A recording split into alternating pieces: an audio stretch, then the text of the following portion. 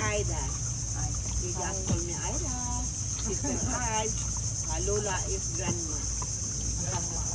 Yes, I'm already grandma. I'm already 76. Yes. Wow. Grandma, your grandma Ida is the age of 76, still doing the job. But mana di ba? Puloy. Local name is Puloy. The captain of the boat, di ba? English name, Polly. They call him Polly. My dear guests, welcome in Mangrove Tour. Mabuhay.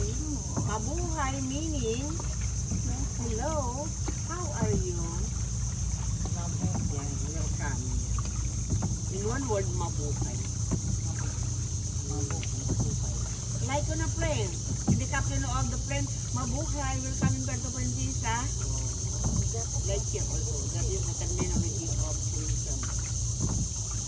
So this is Mangrove Tour community-based sustainable tourism. It is community-based is we are people's organization, 18 members, and this is our job.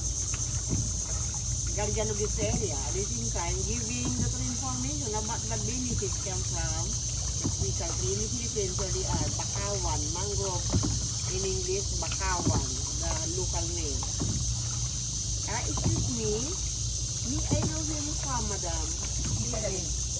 Oh, Italiana, amiga. Buongiorno. Oh, I got 1 point. I don't know the your language. Buongiorno. Buongiorno is right. Right? Is okay? Yeah, it's perfect. Yes. About chicken raw, madam? Pangasinan. Pangasinan. Mabiga kawasanad si kayo, madam.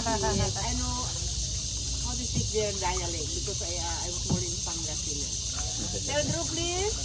Quezon City. Quezon City, Tagalog. Opo. Gandang umaga po. Good morning din Last po. Drew, please. Bangladesh. Oh, Bangladesh. Bangladesh. I don't know how to speak language. What is that? You're to Bengali. India? No, not India. Bengali. The language is Bengali. What is good morning or welcome to your language? Shubho Shakal. Chumusapan. Shubho Shakal.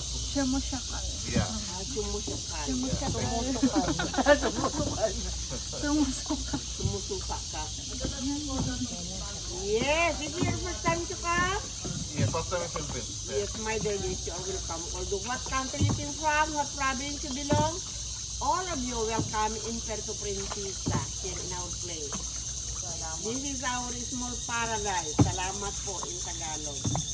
I call them this is ours because through your payment, okay, you pay because of the maintenance. We collect your payments so that we continue our job search to protect this area. So this is ours. Through your payment, you have to protect this area. Through your payment because you are not living here. We the guardian here because we protect the area. Okay, thank you so much. But always welcome in Puerto Princesa, Filipinas. So here, I will introduce first the kinds of mangrove we have in the country of Philippines. Inside the country of Philippines, we have 40 different kinds of mangrove. One of them was Nilad. Nilad mangrove tree grown in Pasig River during the time. So the legendary name of Manila now, Maynilad, the original name of Manila. No more Nilad in Pasig River, so no more Maynilad. You came from different countries, you drop down in the center of Manila to Manila International Airport. Yeah. But here we have 4 kinds of mangrove. We have boy and girl mangrove in here. I will introduce a boy mangrove here. To introduce our boy. There. To introduce boy mangrove or male, Rhizophora apiculata, the scientific name of them. Then a girl mangrove, a tree binding on a river is here. We have a snake. Why this that is a girl? Rhizophora macronata, scientific name. We have a snake, excuse me. Yes.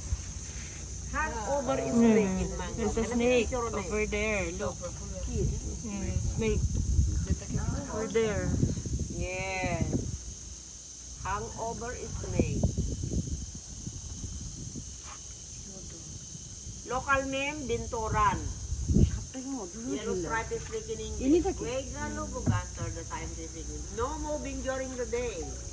It is a member of nocturnal animals. All animals that are sleeping during the day, we call them nocturnal. For me, I call that hangover snake.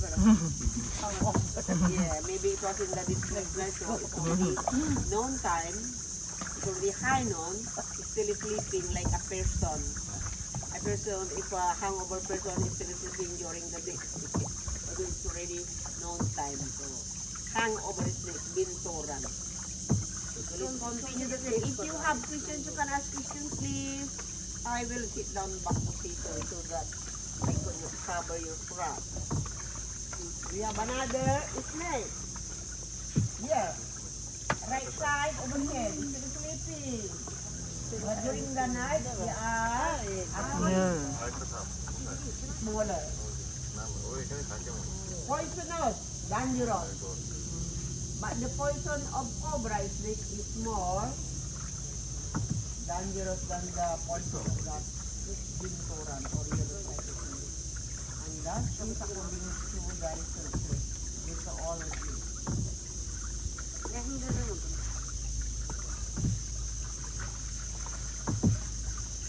Hi.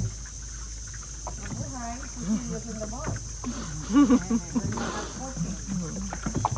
Look around, look around. You might see another wildlife. It is allowed before you so many monkeys over here. Maybe with the babies, it's not only like the teachers.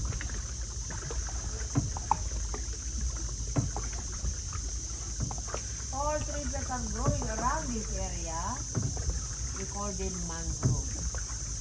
Bakawan, bakawan. Local name, bakawan.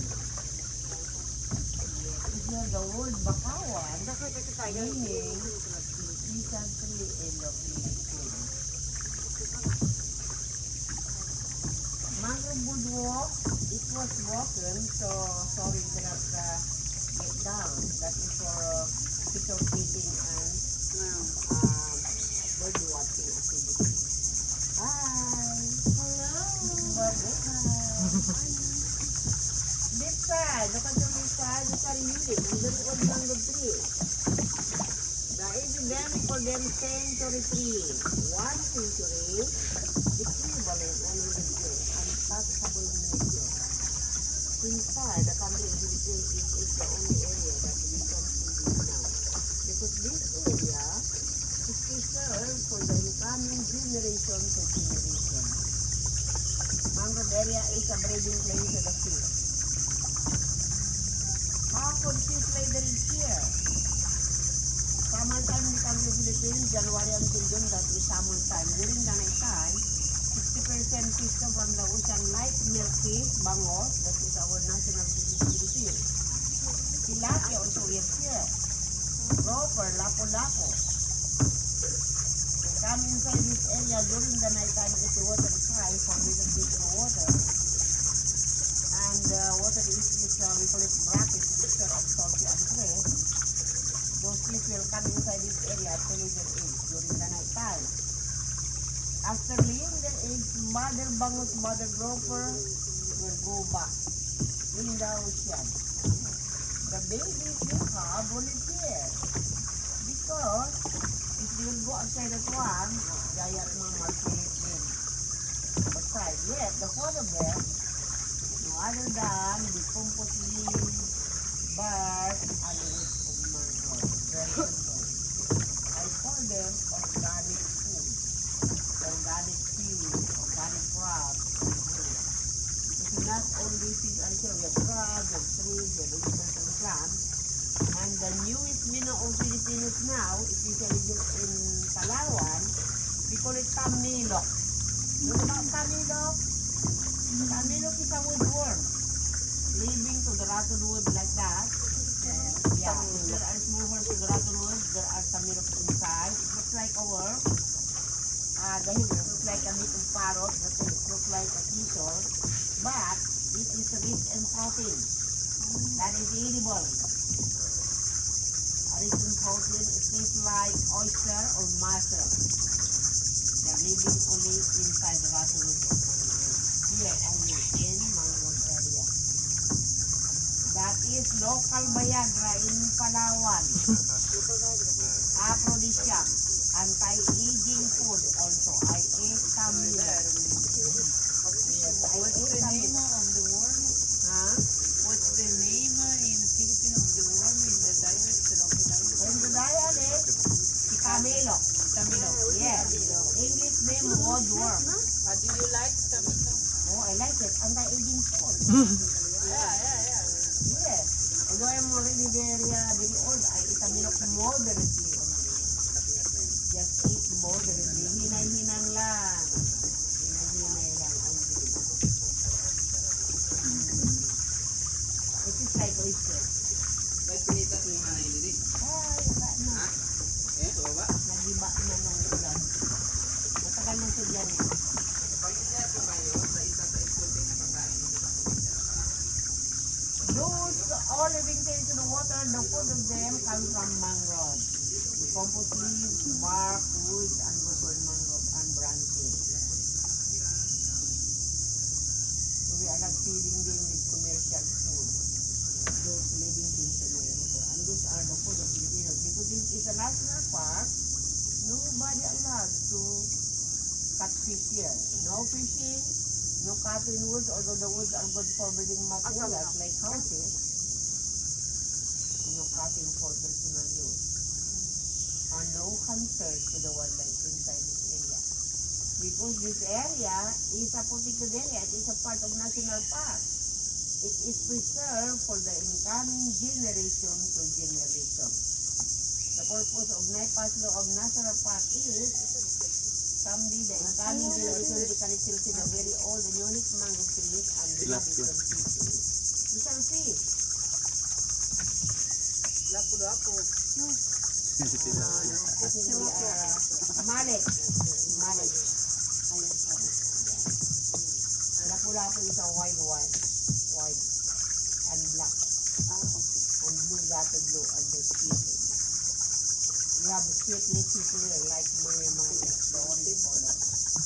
Shrimp. We have prawns here. Big.